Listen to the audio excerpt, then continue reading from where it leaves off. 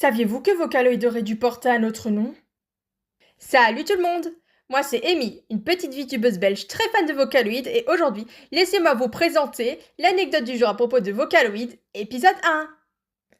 Le développement du logiciel Vocaloid commença durant les années 80. À cette époque-là, celui-ci se nommait Project Elvis. Et l'idée était un petit peu différente. Au lieu d'un logiciel de synthèse vocale basique, cette fois, il voulait faire plus ou moins la même chose, sans les personnes pour faire les voix.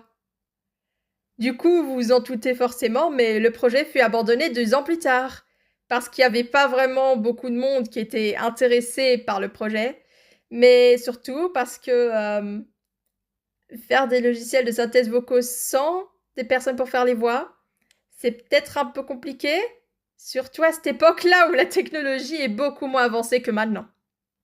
Mais environ 10 ans plus tard, durant les années 90, le projet est revenu, cette fois sous le nom de Project Daisy en référence à la musique Daisy Bell.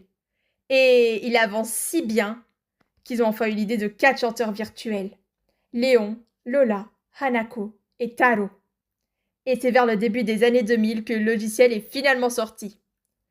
Sauf que, ils ont dû changer le nom à cause de problèmes liés aux droits d'auteur. Et cette fois, le logiciel se nomme Vocaloid, la contraction de vocal et d'Android. Et ces 4 chanteurs virtuels sont bien et bien sortis. Sauf que leur nom a été un petit peu modifié. Ceux-ci sont maintenant Léon, Lola, Meiko et Keito. Voilà, c'est tout pour aujourd'hui. J'espère que cela vous aura plu. N'hésitez pas à vous abonner pour plus d'anecdotes à propos de Vocaloid. C'était Amy. À plus!